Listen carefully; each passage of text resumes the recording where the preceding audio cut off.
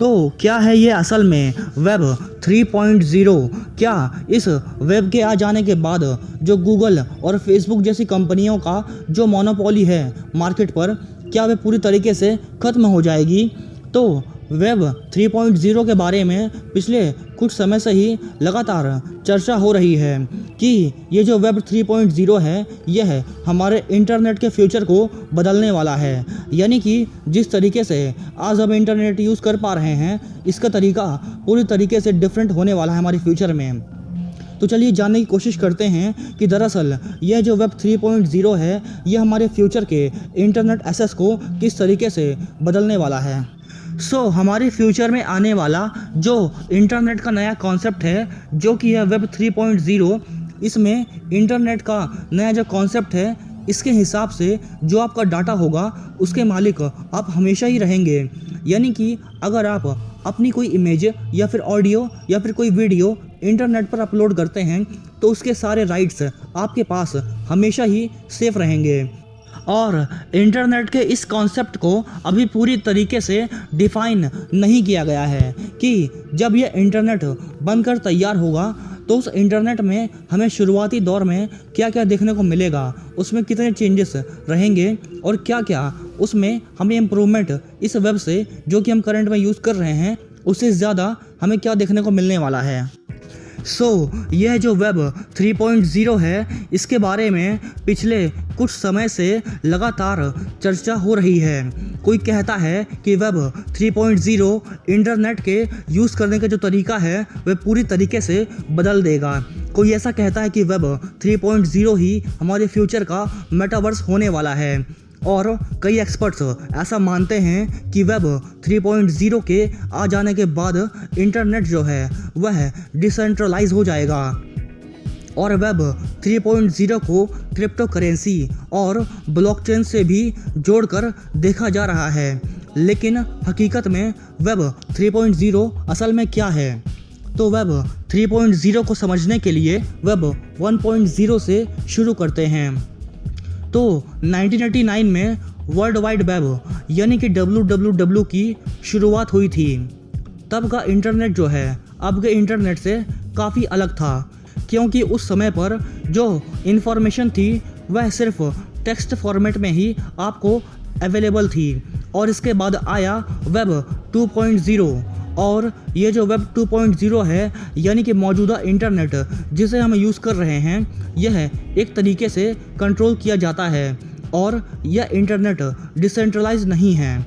और इंटरनेट का जो ज़्यादातर कंटेंट आप गूगल के ज़रिए सर्च करते हैं, और गूगल जो है वह एक प्राइवेट कंपनी है जैसा कि आपको ये तो पता ही है।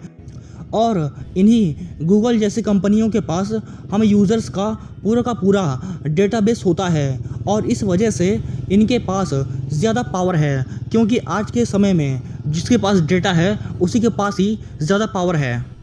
और यह जो गूगल कंपनी है वह अगर चाहे तो अपने सर्च इंजन का यूज़ अपने फ़ायदे के लिए आसानी से कर सकता है। और कई बार इसी कंपनी पर ऐसे आरोप भी लगे हैं कि अपने फ़ायदे के लिए जो गूगल है वह अपने सर्च रिज़ल्ट्स में गड़बड़ी करता है, यानी कि रिज़ल्ट्स को मैनिपुलेट करता है। और इसी मोनोपोली का जो दूसरा एग्जाम्पल है वह है मेटा, जिसे कि हम पहले फेसबुक नाम से जानते थे।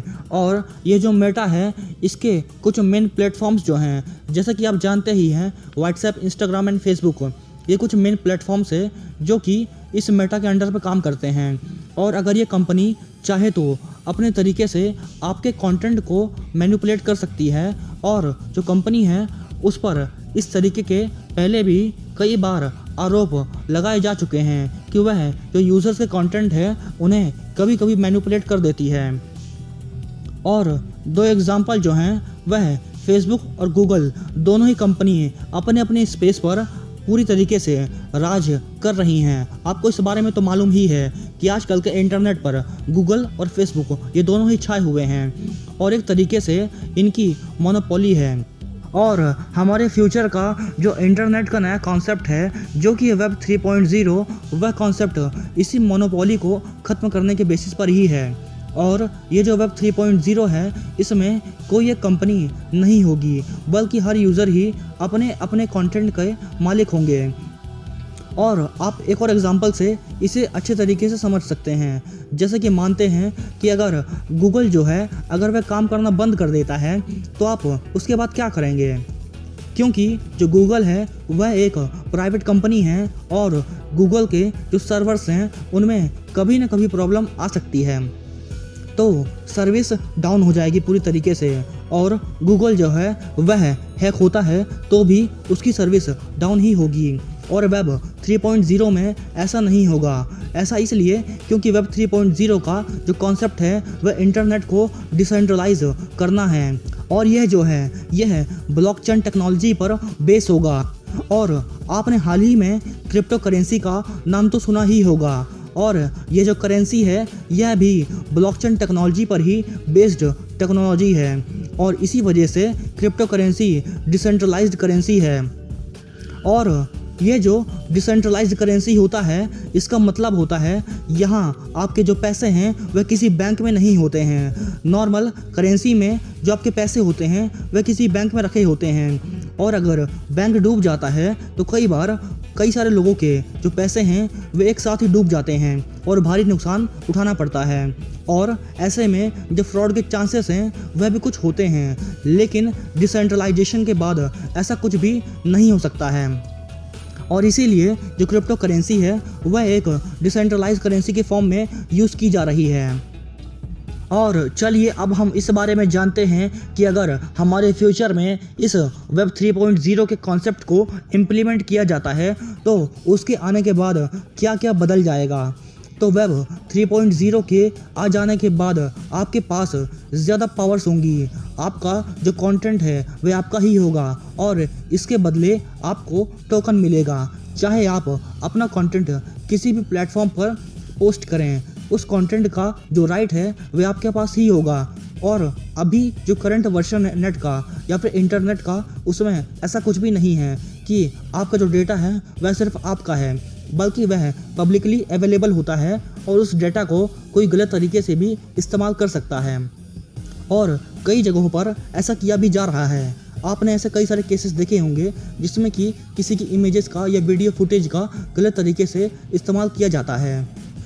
और एग्जाम्पल के तौर पर देखते हैं कि आपने अपना कोई वीडियो बनाया और उस वीडियो को फेसबुक या यूट्यूब प्लेटफॉर्म पर अपलोड करते हैं, तो उसके बाद आपका जो कंटेंट है वह पूरी तरीके से आपका नहीं होता, बल्कि उसका जो मालिक है वह यूट्यूब या फेसबुक हो जाते हैं और वो आपके कंटेंट को अपने हिसाब से यूज़ कर सकते हैं।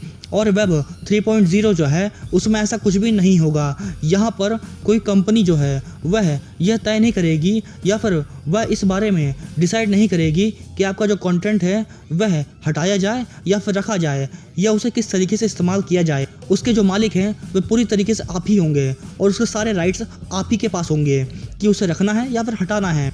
और शायद आपने कभी इस बात को नोटिस किया होगा कि कभी कभी आपके जो कंटेंट हैं वह सोशल मीडिया प्लेटफॉर्म से अपने आप ही गायब हो जाते हैं। असल में वो गायब नहीं होते हैं, बल्कि असल में वह जो फेसबुक या यूट्यूब है उसने खुद ही आपके कंटेंट को वहाँ से रिमूव किया होता है। और ऐसा भी होता है कि कभी कभी आप अपने ही चैनल पर या अपने ही किसी फेसबुक अकाउंट पर कोई भी कंटेंट अपलोड नहीं कर पाते हैं। तो आने वाले इंटरनेट पर ये सभी जो दिक्कतें हैं आपको कभी भी फेस नहीं करनी होगी। आने वाले वेब 3.0 में जो लोग हैं वह अपने डेटा को खुद ही कंट्रोल करेंगे, क्योंकि वहाँ पर वेब 2.0 की तरह जो डेटा है वह किसी एक पर्सनल कंपनी के पास नहीं होगा।